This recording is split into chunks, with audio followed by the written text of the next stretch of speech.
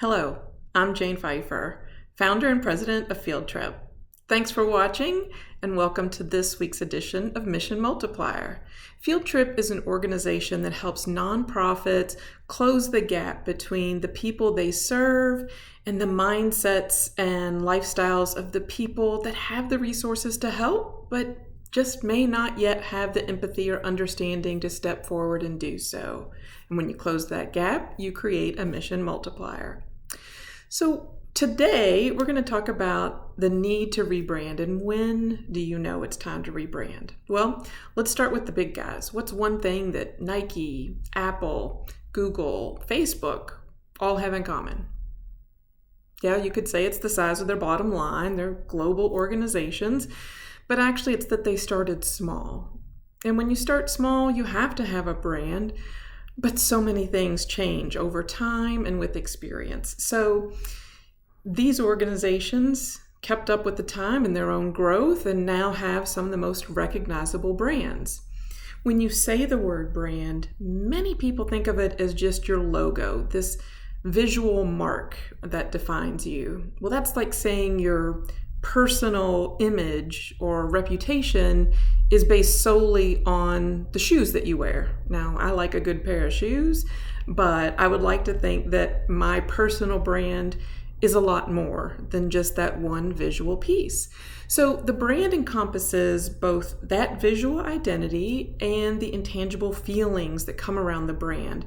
So there's things like fonts and colors and styles, photo treatments, but it's this essence, and we've talked about that three-word inspirational essence that a brand really represents.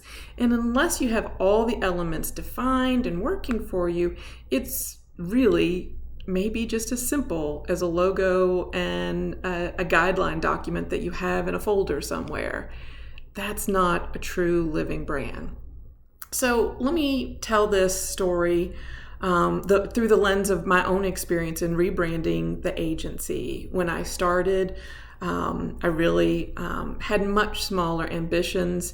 Was going to focus on media strategy and did successfully. In fact, the name of the agency was Strategy, but it was special because there was a lowercase s, and instead of the traditional spelling, it was STR capital A capital D EGY, because the capital AD in the middle was for advertising, adding value. And so 3 minutes and a couple Post-it notes and bam, I had my first name for the agency. And it worked for a while. I just simply didn't think any bigger. I was really focused on staying with what I knew. But over time, we hired additional employees who had talents that lived way beyond the experiences that I knew in media and research and consumer studies.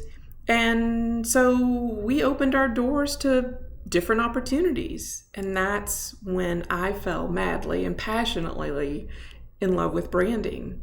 Now that we had these capabilities, we were picking up more work.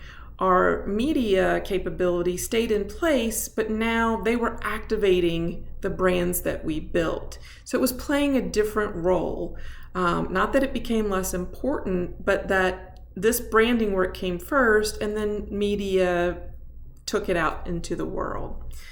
So the team, not myself, actually recognized that the current agency name, Strategy, was an obstacle. It no longer reflected what we did. And I, at the time, thought, nobody's complained about it. I've never heard a negative thing. So it's got to be fine. Let's just not worry about it. And that went on for a while until it didn't. So the signs that it's time to rebrand can be very subtle and very quiet, so quiet that you have to listen carefully. Or they can be a rude slap in the face and you wake up and you know that it's time. So I'll share that I got the rude version, what that slap in the face was, and how I made the decision in next week's video. Thanks for watching.